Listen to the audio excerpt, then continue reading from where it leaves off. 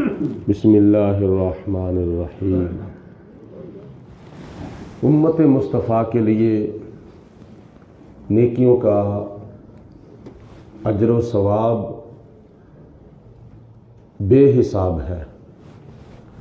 कुरान मजीद फुरकान हमीद में इसकी कुछ झलकियाँ बयान की गई हैं। उनमें से एक झलकी ये है, मसलुल्लज़ीना युनफ़िकूना अमवालहुम फ़ी सबीलिल्लाहि कमसली हब्बतिन अम्बतत सबअ सनाबिला फ़ी कुल्लि सुंबुलतिन मिअतु हब्बा, कि जो लोग अपना माल अल्लाह की राह में खर्च करते हैं उनकी मिसाल उस दाने की तरह है जिस दाने को ज़मीन के अंदर बोया गया और उस दाने ने 7 सिट्टे उगाए और हर सिट्टे के अंदर वही उसको 100 दाना जो है वो मिला। और अल्लाह ताला जिसके लिए चाहता है इससे ज़्यादा भी बढ़ा देता है, और अल्लाह ताला बड़ी वुसअत वाला है और बड़े इल्म वाला है। इस आयत मुबारका में अल्लाह पाक ने राह खुदा में ख़र्च करने की फजीलत बयान फरमाई है कि जो लोग अल्लाह की राह में ख़र्च करते हैं अल्लाह ताला उनको 700 गुना ज़्यादा अजर और सवाब अता फरमाता है। और यही नहीं बल्कि वल्लाहु युद्वाइफु लिमन यशा, अल्लाह जिसके लिए चाहता है 700 गुना अजर व सवाब से भी ज़्यादा अल्लाह ताला उसको अजर और सवाब बढ़ाकर अता फरमाता है। कुरान पाक में 3 किस्म की झलकियाँ जो हैं वो बयान की गई हैं। 10 गुना ज़्यादा अजर भी बयान किया गया है, 700 गुना ज़्यादा अजर भी बयान किया गया है, और बेहिसाब अजर भी बयान किया गया है। अब सवाल पैदा होता है कि ये कैसे और क्यों? तो उसका सीधा सा जवाब ये है कि जो बंदा अल्लाह ताला की राह में करोड़ों पत्ती होने के बावजूद 2 रोटियां अल्लाह की राह में देता है तो ये भी नेकी। और जो मुतवस्सित दर्जे का आदमी अल्लाह की राह में 2 रोटियां देता है तो है उसकी भी नेकी। और जिसके पास है ही 2 रोटियां और वो भी अल्लाह की राह में वो 2 रोटियां दे दे तो ये भी नेकी है। लेकिन देने वाले की जो हसीयत है वो एक जैसी नहीं है। रोटियां तो 2 ही दी हैं, नेकी तो तीनों ने एक जैसी की है, लेकिन नेकी करने वाले जो हैं वो एक जैसे नहीं हैं। तो अगर कोई करोड़ों पत्ती होने के बावजूद अल्लाह की राह में 2 रोटियां देता है तो अल्लाह ताला उसको 10 गुना अजर अता फरमाता है। और जो दरमियानी दर्जे का मालिक, मुतवस्सित आमदनी का मालिक जो है वो 2 रोटियां अल्लाह की राह में देता है तो अल्लाह ताला उसको 700 गुना ज़्यादा अजर व सवाब अता फरमाता है।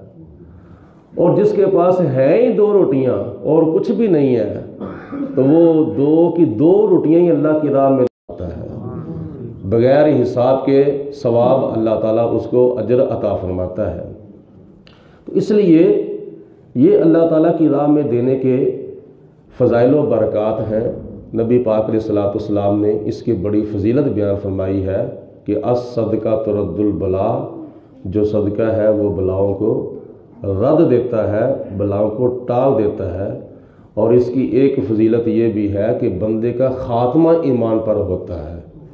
जो लोग अल्लाह ताला की राह में देते रहते हैं, हकदारों का हक अदा करते रहते हैं, दुनियावी तौर पर भी और दीनी तौर पर भी, तो उनका एक दर्जा ये भी है, एक अजर व सवाब ये भी है कि अल्लाह ताला उनको ख़ात्मा ईमान पर नसीब फरमाएगा।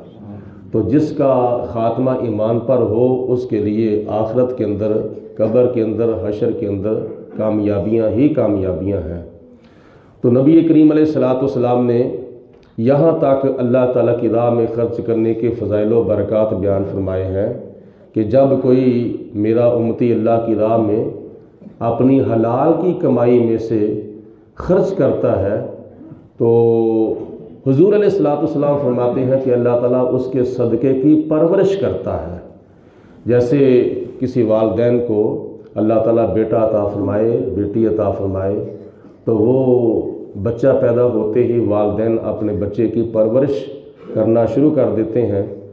تو مختلف غذاؤں کے ساتھ اس کی جب پرورش ہوتی ہے تو وہ بچہ یہاں تک کہ وہ بیٹھنے لگ جاتا ہے، پھر وہ اٹھ کر کھڑا ہو جاتا ہے، پھر وہ چلنے پھرنے کے قابل ہو جاتا ہے، پھر وہ بھاگنے کے قابل ہو جاتا ہے، پھر یہاں تک کہ وہ عالم شباب میں قدم رکھتا ہے، جوان ہو جاتا ہے، پھر وہ رزق حلال کما کے، پیسہ کما کے، کمائی کر کے اپنے والدین کی تلی کے اوپر لا کے رکھتا ہے، وہ بچہ جوان ہو جاتا ہے۔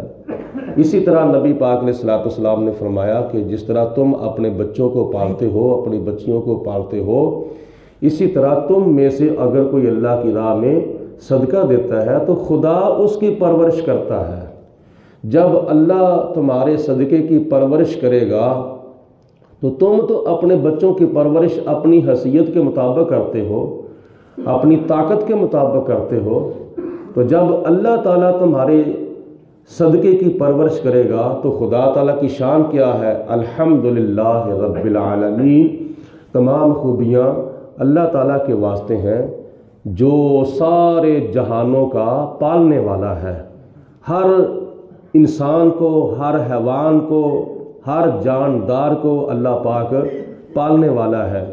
تو جب بندہ اپنی اولاد کو پالنے میں یا اس کی پرورش کرنے میں کسی قسم کی کسر نہیں چھوڑتا، اتنی شفقت و محبت والدین کے دل میں ہوتی ہے، تو پروردگار عالم کی ذات تو 70 ماؤں سے بھی اور 70 باپوں سے بھی بڑھ کر اپنے بندوں پر مہربان ہے۔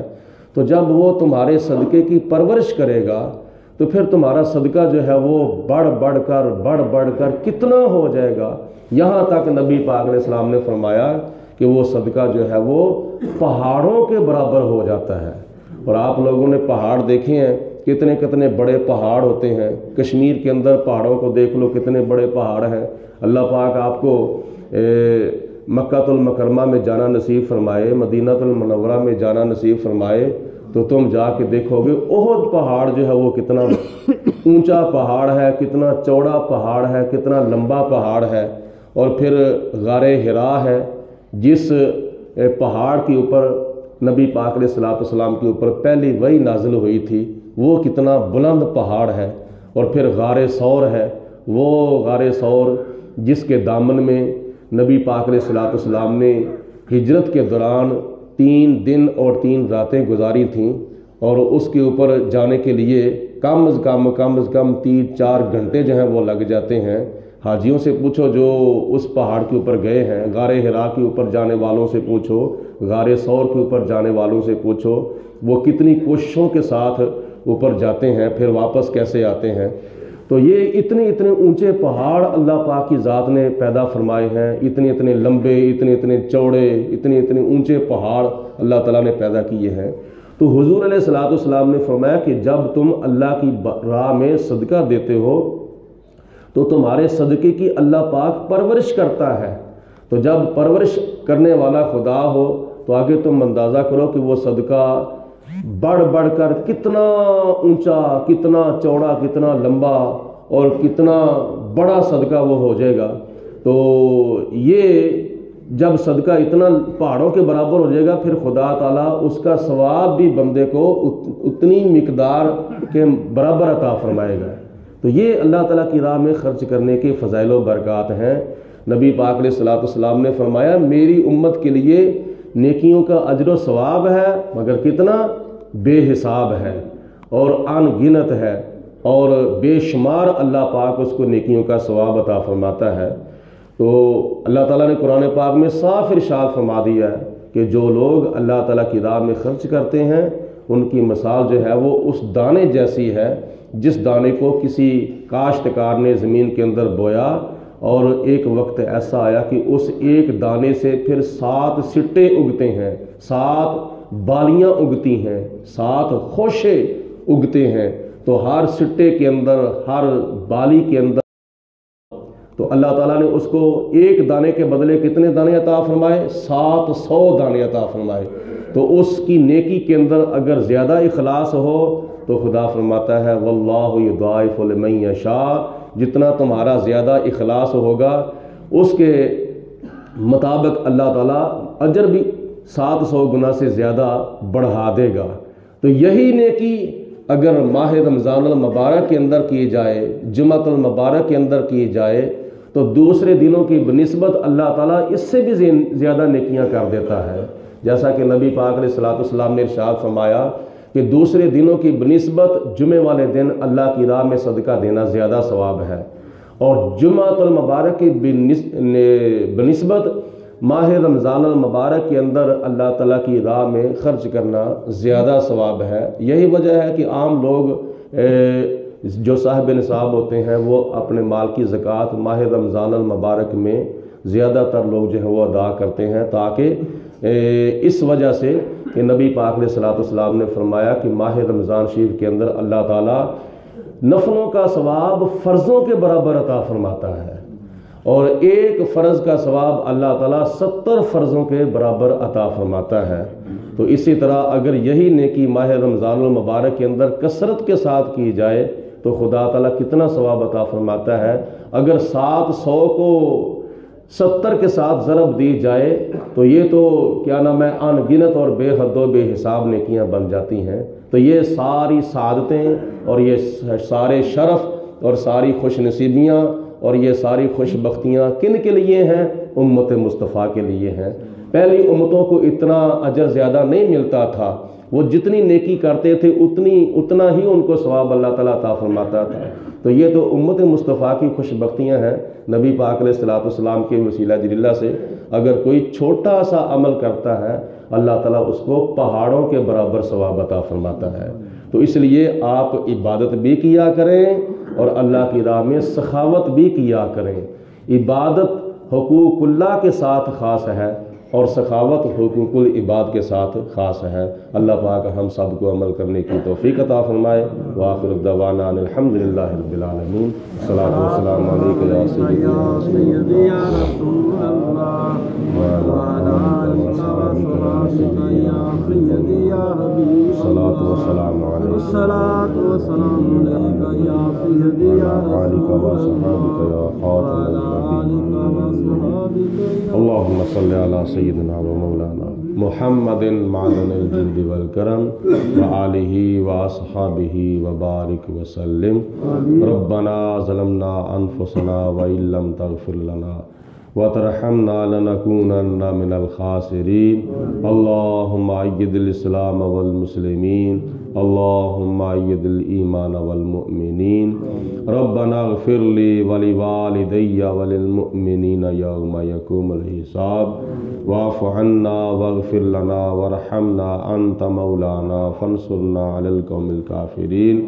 یا پروردگار عالم اپنا فضل و کرم، رحمت برکتیں، انعام و اکرام، دین و دنیا کی نعمتیں برکتیں، دنیا اور آخرت کی کامیابیاں، قبر و حشر میں نبی پاک علیہ السلام کی زیارت اور شفاعت، محشر کے میدان میں عرش الہی کا سایہ، اور قیامت کے دن نامہ اعمال یا اللہ پاک ہمیں دائیں ہاتھ میں نصیب فرما۔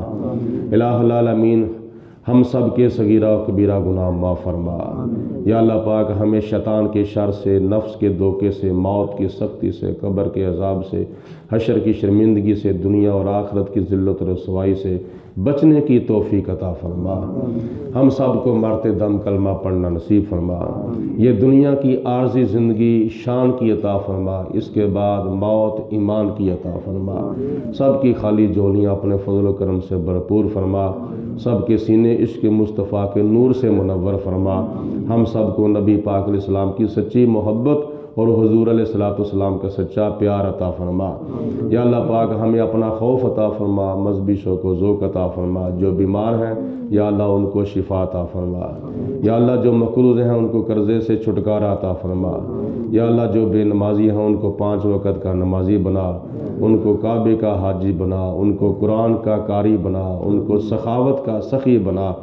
یا پروردگار عالم ہم سب کو دنیا اور آخرت کی کامیابیاں عطا فرما۔ حسبنا اللہ و نعم الوکیل، نعم المولا و نعم النصیر، لا الہ الا انت سبحانک انی کنت من الظالمین۔